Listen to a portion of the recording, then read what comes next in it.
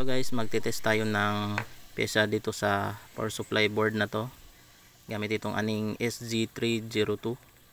So iset natin sa resistance 20k. Ayan, iti-test natin yung resistor kung ilan yung kanyang resistance.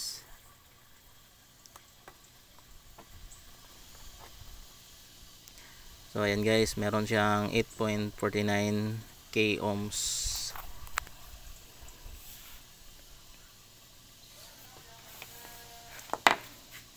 And isi-set naman natin sa diode test.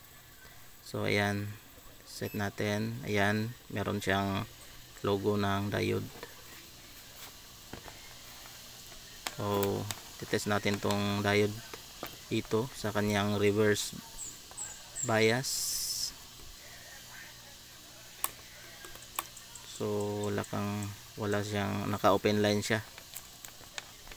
Wala siyang voltahe. Then sa forward bias naman, so meron siyang 0.5 559 volts.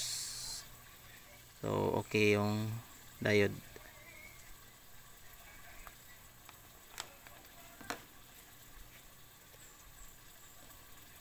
Then itong kapasitor naman na to, iti-test natin siya. Siset natin sa microfarad capacitance. So dyan sa 2000 microfarad sinet natin. Then test natin.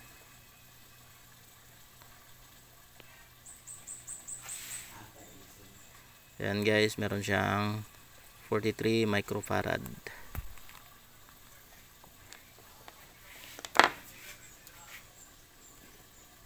Then pag ilong press naman natin, iilaw yung kanyang backlight at saka yung kanyang LED. Ayan, long press uli para i-off. Then meron naman dito pag mag-test tayo ng DC up to 600 volts. Then sa AC up to 600 volts din.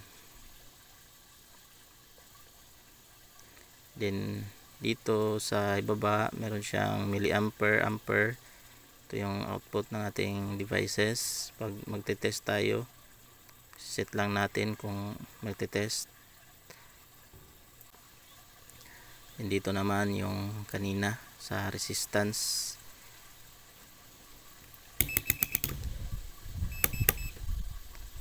Then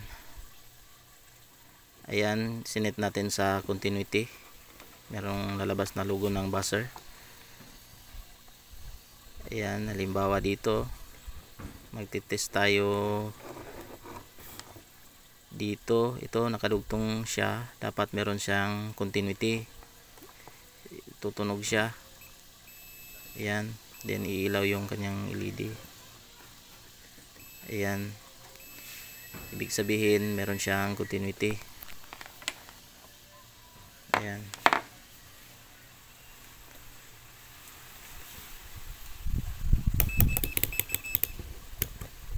Then ito naman sa NCV, non-contact voltage. Ayan, itatapat lang natin siya sa gusto nating i-test kung live ba siya o hindi.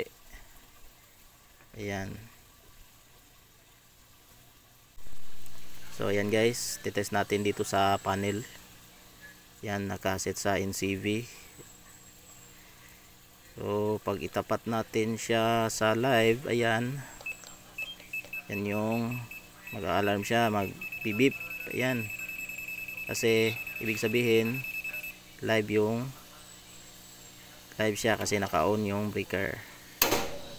Ayan, pag in-off naman natin, ayan, wala siya.